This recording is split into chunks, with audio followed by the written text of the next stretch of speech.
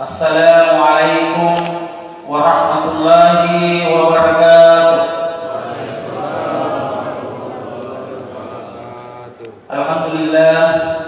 Alhamdulillahilladzi rafa'al mustafa manasibal insani wal busra wa ja'ala isbatu min Makkah ila baitil muqaddas fi lailatin wahida ayatan kubra. Asyhadu an la ilaha illallah wahdahu la syarika lah wa asyhadu anna Muhammadan abduhu wa rasuluh. Arsalahu Allahu bil haqqi bashiran wa nasira wa da'iyan ila Allahi bi iznihi wa sirajan munira. Wassalatu wassalamu ala asrafil anbiya'i wal mursalin sayyidil mursalin Muhammad bin Abdillah la nabiyya ba'dah wa ala alihi wa ashabihi ajma'in. Rabbi shrah li sadri wa yassir li amri wahlul 'uqdatam min lisani yafqahu qawli. Jemaah sekalian yang insyaallah sama-sama dimuliakan dan dirahmati oleh Allah Subhanahu wa taala. Pertama yang saya hormati dan saya muliakan pengurus dan jemaah Masjid Raya Kabupaten Bulukumba, yang saya hormati dan saya muliakan para alim ulama, para ustaz yang sempat hadir di subuh hari ini, yang saya hormati Ketua Komunitas Pejuang Suruh Kabupaten Bantai yang alhamdulillah pada subuh hari ini hadir bersama kita, dan lebih khusus lagi seluruh members Komunitas Pejuang Suruh Kabupaten Bulukumba yang insyaallah semuanya dimuliakan dan dirahmati oleh Allah Subhanahu wa taala. Bersyukur kepada Allah Subhanahu wa taala dengan mengucapkan alhamdulillahirabbil alamin. Bersalawat kepada baginda Rasulullah Muhammad sallallahu alaihi wasallam dengan mengucapkan Allahumma shalli ala sayyidina Muhammad wa ala ali sayyidina Muhammad. Seluruh yang hadir yang insyaallah sama-sama dimuliakan dan dirahmati oleh Allah Subhanahu wa taala. Alhamdulillah, sekarang ini kita sudah berada di bulan Rajab tahun 1443 Hijriah. Jika berbicara tentang bulan Rajab, maka kita teringat suatu peristiwa, yaitu tahun kesegihan dalam perjalanan dakwah Rasulullah Muhammad SAW di tahun 619 Masehi, atau tepatnya di tahun 10 kenabian Rasulullah Muhammad SAW. Di bulan Rajab tersebut, paman Rasulullah SAW yang bernama Abu Talib meninggal dunia. Abu Talib adalah paman, saudara bapak Rasulullah SAW, yaitu Abdullah. Jadi mesti kita ketahui bahwa saudara Abdullah itu 10 orang dia bersaudara laki-laki. Iya, 6 orang tidak mendapati masa kenabian Rasulullah Muhammad SAW, yaitu Al-Haris, As-Subair, Al-Hajj, Muqawwim, Hirar, dan Abdullah itu sendiri tidak mendapatkan masa kenabian Rasulullah SAW. Dan 4 paman Rasulullah SAW mendapati masa kenabian Rasulullah, namun 2 di antaranya meninggal dalam keadaan kafir, yaitu Abu Lahab dan Abu Talib. Sedangkan 2 paman Rasulullah SAW mendapati masa kenabian dan dia meninggal dalam keadaan Islam, yaitu Hamzah bin Abdul Muttalib dan Abbas bin Abdul Muttalib. Pada saat Abu Talib sakaratul maut, dalam suatu hadis yang diriwayatkan oleh Imam Bukhari dari Sa'id bin Musayyib mengatakan bahwa Rasulullah SAW berkunjung ke rumah pamannya Abu Talib pada saat sakaratul maut. Namun tak kala Rasulullah tiba di rumah pamannya Abu Talib, di rumah tersebut telah ada Abu Jahal dan Abdullah bin Abi Umayyah. Maka tak kala Rasulullah berada di sisi pamannya Abu Talib, Rasulullah berkata kepada pamannya, "Wahai pamanku, ucapkan la ilaha illallah." Namun tak kala itu juga Abu Jahal dan Abdullah bin Abi Umayyah berkata juga kepada Abu Talib, Wa Ya'qub berkata juga kepada pamannya Rasulullah sallallahu alaihi wasallam bahwa apakah engkau tidak cinta lagi dengan agama Abu Talib, sehingga apa kata paman Rasulullah sallallahu alaihi wasallam di akhir penghujung ucapannya sebelum meninggal, aku masih tetap pada agama nenek moyangku, yaitu agamanya Abu Talib. Sehingga paman Rasulullah sallallahu alaihi wasallam tidak mengucapkan kalimat la ilaha illallah. Abu Talib tidak mengucapkan kalimat la ilaha illallah di penghujung napasnya, sehingga dia meninggal dalam keadaan kafir atau musyrik. Sehingga apa kata Rasulullah? Bahwa sungguh aku akan memohonkan ampun kepada Allah untukmu, karena sebelum meninggal kata Rasulullah, wahai pamanku, ucapkan la ilaha illallah supaya menjadi hujjah nanti di hari kemudian di hadapan Allah Subhanahu wa taala.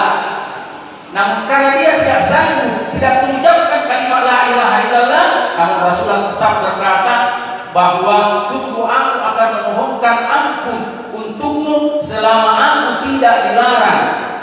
Maka apa yang terjadi?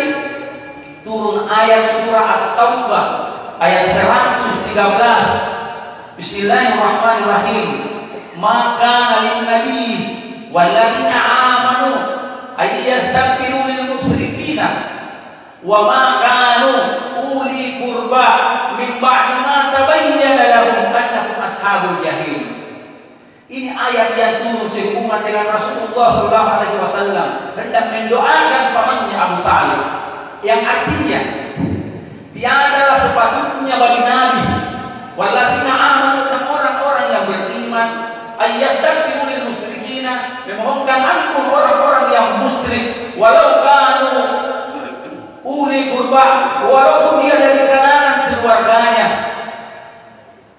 Dan sesudah dan dia sudah mengetahui bahwa sesungguhnya tempatnya orang musyrik itu adalah neraka jahanam. Jadi dilarang kita mendoakan orang-orang musyrik, orang kafir. Rasulullah pun dilarang oleh Allah Subhanahu wa taala dengan ayat At-Taubah ayat 113. Abu Talib adalah paman Rasulullah sallallahu alaihi wasallam yang paling banyak membantu dakwah Rasulullah Muhammad sallallahu alaihi wasallam.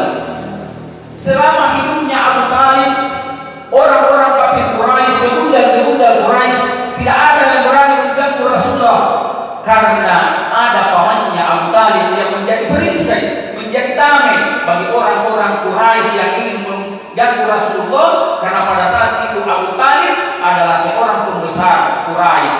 Namun apa yang terjadi? Tatkala Abu Talib meninggal dunia, apa kata Ibnu Ishaq, bahwa tatkala paman Rasulullah Abu Talib meninggal dunia, orang-orang kafir Quraisy senantiasa berusaha bagaimana menyakiti Rasulullah sallallahu alaihi wasallam, sampai suatu ketika Rasulullah berjalan di depan orang-orang kafir Quraisy, kemudian kafir Quraisy mengambil tanah atau debu, kemudian menyiramkan ke kepala Rasulullah sallallahu alaihi wasallam, sampai Rasulullah pulang ke rumahnya berlumuran debu di kepalanya dan di mukanya sampai badannya, sampai mati menangis melihat bapaknya Rasulullah sallallahu alaihi wasallam. Apa kata Rasulullah?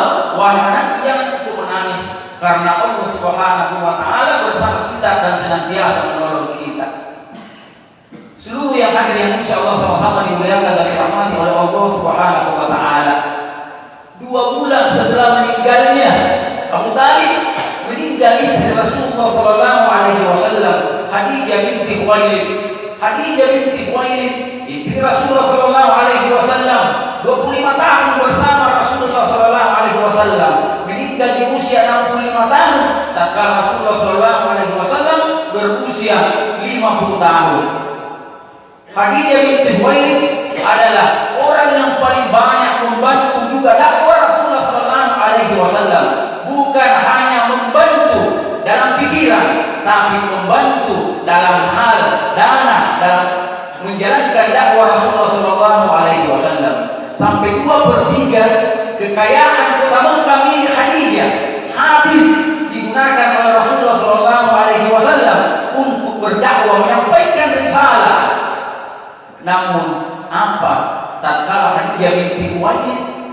hendak meninggal dunia, baju yang digunakan yaitu baju yang 83 tambalan yang lengket di pakaiannya. Maka apa kata Rasulullah SAW tak kala mengingat istrinya Khadijah binti Khuwailid, kata Rasulullah, dia adalah orang yang pertama, perempuan yang pertama beriman kepada aku. Tak kala orang-orang semua kubur ingkar kepada aku. Dia adalah orang yang pertama. Dia adalah orang yang berani mengorbankan hartanya. Tak kala orang-orang menyembunyikan hartanya. Dia adalah orang yang pertama percaya tak kala orang-orang mendustakannya. Seluruh yang hadir yang insya Allah sama-sama dimuliakan dan dirahmati oleh Allah Subhanahu wa Ta'ala. Setelah meninggal pamannya Abu Thalib, kemudian meninggal istrinya Khadijah binti Khuwailid, maka semakin menjadilah orang-orang kafir Quraisy hendak mencelakai Rasulullah, hendak membunuh Rasulullah.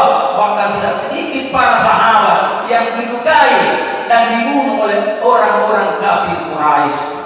Maka pada bulan Syawal di tahun yang sama, yaitu di tahun 619 Masehi atau di tahun 10 kenabian, Rasulullah SAW memutuskan untuk berangkat berdakwah ke kota Taif karena Rasulullah SAW merasa tidak aman lagi berdakwah di kota Mekah. Maka Rasulullah SAW pun berjalan dari kota Mekah menuju Taif dengan panjang perjalanan 60 mil, kurang lebih 90 km. Rasulullah SAW berjalan ditemani dengan anak angkatnya yang bernama Sa'id bin Harisah. Rasulullah berjalan kaki, bukan jalanan rata, tapi tanjakan naik ke Taif penuh dengan bebatuan. 90 km ditempuh oleh Rasulullah SAW. Untuk apa? Untuk memohon kepada Allah mudah-mudahan di kota Taif dia bisa mendapatkan perlindungan. Ada orang-orang yang ikut dengan risalah yang dibawa Rasulullah SAW. Bahkan di dalam perjalanan, setiap kabilah yang ditemui oleh Rasulullah tak lupa mengajak untuk menganut agama Allah, yaitu agama Islam, mengesahkan Allah Subhanahu wa Ta'ala. Namun dalam perjalanan Rasulullah tak satu pun orang yang mau ikut dengan risalah yang dibawa Rasulullah SAW. Maka tibalah Rasulullah SAW di kota Taif. Siapa yang pertama ditemui Rasulullah SAW tatkala tiba di kota Taif? Tentunya dia menemui kepala sukunya di Taif, yaitu suku Sakif. Pada saat itu di Taif itu ada 3 kepala suku bersaudara. Yang pertama bernama Abdul Halil, yang kedua bernama Mas'ud, yang ketiga bernama Habib. Ketiganya ini adalah anak dari Amr bin Amir As-Saqafi. Iya. Di sana Rasulullah SAW pertama tiba dan menyampaikan dakwah Rasulullah, menyampaikan tentang keesaan Allah Subhanahu wa Ta'ala. Namun apa kata ketiganya? Andai salah seorang di antara mereka berkata, andai engkau adalah utusan Allah, tentu engkau telah merobek-robek pakaian Ka'bah. Salah seorang di antaranya juga berkata, apakah sudah tidak ada lagi orang lain yang layak dan pantas diputus selain kamu? Dan orang yang terakhir ketiga berkata, aku tidak mau berbicara denganmu.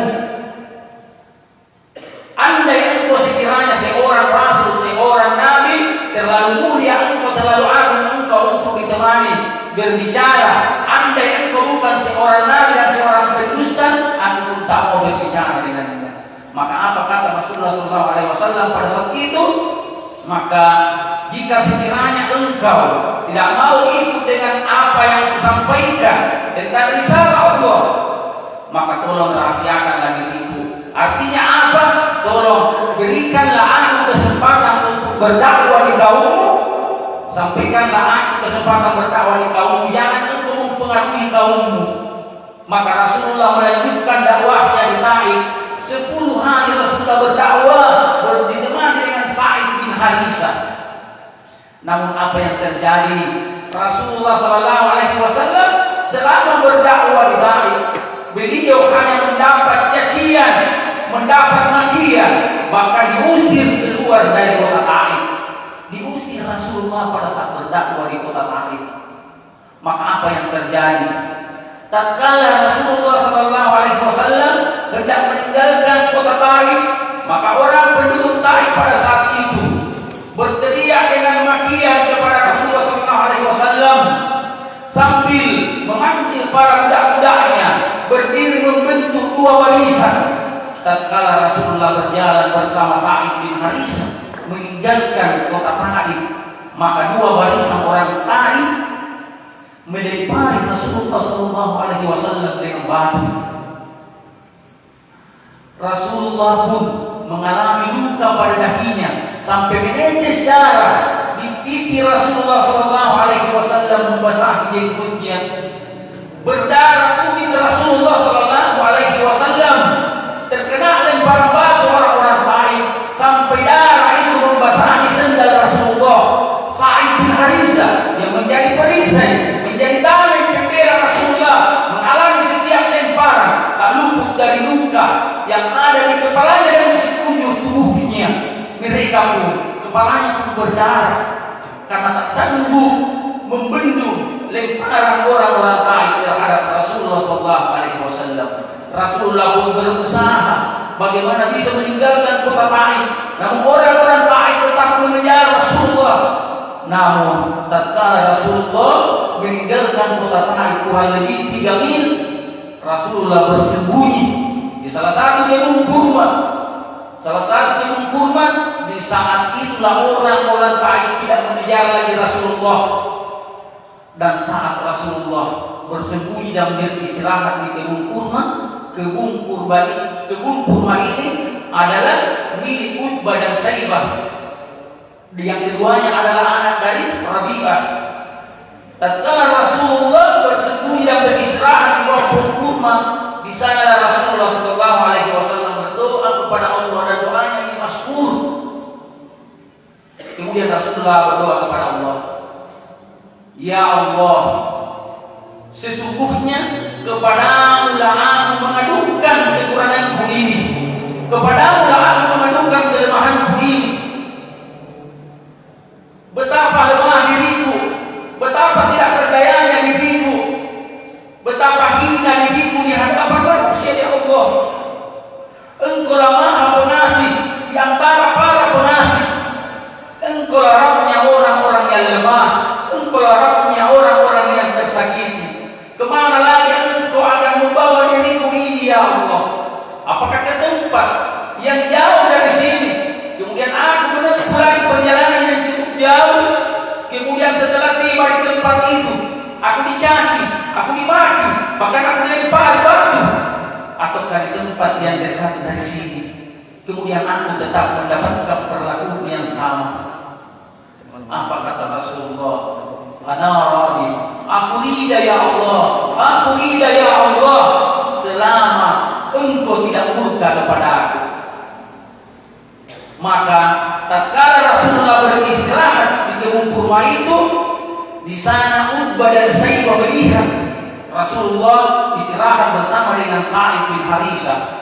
Maka Utbah pun memerintahkan salah seorang budaknya yang bernama Abbas, wahai Abbas, ambillah setangkai anggur, kemudian engkau berikan kepada orang tersebut. Maka Abbas pun mengambil setangkai anggur, kemudian membawa ke hadapan Rasulullah SAW. Tatkala Rasulullah menerima buah anggur itu, Rasulullah mengucapkan Bismillahirrahmanirrahim, kemudian Rasulullah memakannya. Adas pada saat itu berkata kepada Rasulullah, aku tidak pernah mendengarkan ucapan seperti itu di negeri ini. Rasulullah bertanya kepada Adas, engkau berasal dari negeri mana dan agamamu apa? Adas pada saat itu menjawab, aku berasal dari negeri Ninawa atau Nineveh, Irak, dan agamaku adalah Nasrani. Kemudian Rasulullah menjawab bahwa engkau berasal dari negeri seorang yang saleh, Yunus bin Matta. Adas lagi bertanya, apa yang engkau ketahui tentang Yunus bin Matta? Kata Rasulullah, dia adalah seorang yang saleh, seorang nabi, dia adalah saudaraku. Kemudian apa yang terjadi? Adas pun mengambil tangan Rasulullah dan menciumnya. Tatkala dilihat oleh Uqbah dan Syaibah, maka dipanggil Adas. Apa yang engkau lakukan Adas? Apa kata Adas? Tidak ada seorang yang mengetahui tentang kisah Yunus bin Matta kecuali adalah seorang nabi. Dia adalah orang yang baik. Setelah itu, setelah Rasulullah SAW beristirahat di kebun kurma, maka Rasulullah pun melanjutkan perjalanannya menuju arah Makkah. Dalam keadaan terluka, Rasulullah tetap berjalan, meninggalkan tadi kebun anggur milik Uqbah dan Syaibah. Tatkala Rasulullah tiba di suatu tempat yang bernama Karang Al-Manasil, Rasulullah kembali beristirahat bersama dengan Sa'id bin Harisah. Tatkala Rasulullah SAW beristirahat di Karang Al-Manasil, pada saat itulah turun malaikat Jibril bersama dengan malaikat penjaga gunung. Yang mana malaikat penjaga gunung ini tinggal menunggu perintah dari Rasulullah untuk mengangkat kedua gunung yang ada di Mekah, yaitu gunung Al-Aqsabain, yaitu gunung Abu Qubais dan gunung Quaiqian. Tinggal menunggu malaikat gunung untuk menimpakan gunung tersebut kepada penduduk Taif yang tidak tahu diri, yang mencederai memaki Rasulullah SAW. Bahkan dalam suatu hadis yang diriwayatkan oleh Imam Bukhari dari Urwah bin Aswa'in dari Aisyah istri Rasulullah SAW, bahwa Aisyah pernah bertanya kepada Rasulullah, wahai Rasulullah, adakah hari yang lebih berat dari hari di Uhud? Maka apa kata Rasulullah? Adapun hari yang lebih berat tatkala aku di Uhud, maksudnya di perang Uhud, yaitu suatu hari tatkala aku berangkat ke Taif, kemudian aku menjumpai Abdul Halim bersaudara, kepala suku Astakafi di Taif. Kemudian tak seorang pun yang ikut dengan risalah yang kubawa. Kemudian aku meninggalkan kota Taif dengan dilempari batu, berdarah pipiku, berdarah tumitku. Sa'id bin Harisah tak sanggup menjadi tameng melindungi diriku dari lemparan orang-orang Taif. Maka kata Rasulullah, tatkala aku tiba di suatu tempat, yaitu Karang Al-Manasil, aku duduk di bawah sebuah pohon. Kemudian aku bersandar di pohon tersebut. Kemudian aku menengadahkan wajahku naik ke langit. Tatkala itulah aku melihat segumpal awan. Di saat itulah aku melihat malaikat Jibril. Apa kata malaikat Jibril? Wahai Rasulullah, wahai Muhammad, Allah telah melihat dan mendengar perlakuan orang-orang Taif terhadapmu. Maka sekarang aku datang bersama dengan malaikat penjaga gunung yang siap engkau perintah. Tinggal engkau berucap berkata, angkatlah gunung Al-Aqsabain itu. Maka malaikat penjaga gunung akan mengangkat dan melimpahkan kepada penduduk Taif. Maka apa kata Rasulullah? Rasulullah berkata tidak. Dia berkata kepada malaikat penjaga gunung, tidak, jangan engkau lakukan itu. Jangan engkau lakukan itu. Mungkin saja mereka belum tahu. Aku hanya ingin berdoa kepada Allah Subhanahu wa Ta'ala, memohon kepada Allah, mudah-mudahan kelak di negeri Taif ini ada laki-laki, ada perempuan, ada anak-anak, ada dewasa yang mengatakan beriman kepada Allah dan Rasulnya. Itulah mulianya Rasulullah SAW. tatkala Rasulullah telah dicaci, telah dimaki, bahkan dilempari batu. Malaikat gunung tinggal menunggu perintah, tapi Rasulullah terucap dari lisannya yang mulia, tidak, jangan lakukan itu.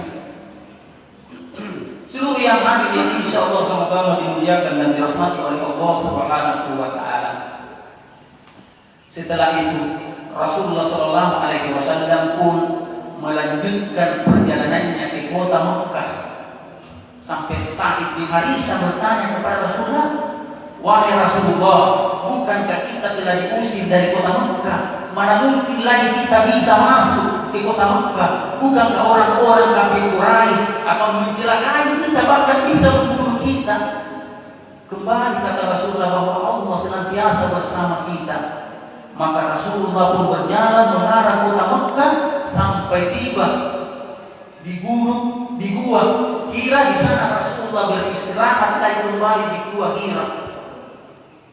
Kemudian Rasulullah Sallallahu Alaihi Wasallam mengutus salah satu kaum Husa'ah untuk menemui salah satu pembesar Quraisy, yaitu Akhnas. Kemudian utusan ini pun menyampaikan bahwa Rasulullah mengutusku agar engkau memberikan perlindungan karena dia mau masuk kembali ke kota Mekah. Maka apa kata Akhnas? Aku hanya sekutu, tidak layak, tidak dapat sekutu untuk memberikan perlindungan. Maka kembali lagi utusan ini. Maka Rasulullah Sallallahu Alaihi Wasallam pun kembali menyuruh untuk menemui salah seorang pembesar kafir Quraisy, yaitu Suhail bin Amr. Tatkala Suhail bin Amr ditemui, dia pun berkata bahwa tak layak kaumku memberikan perlindungan kepada kaumnya Bani Ka'ab.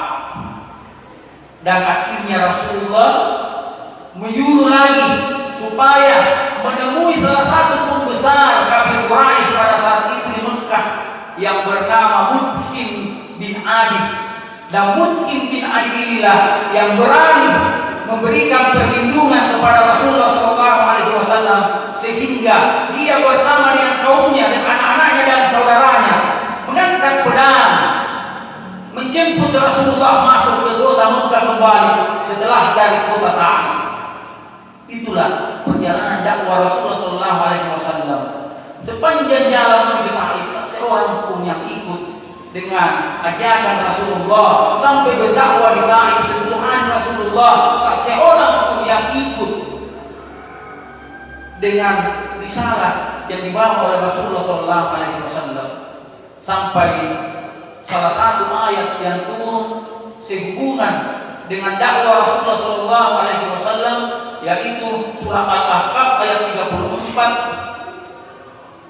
Allah Subhanahu wa Ta'ala berfirman,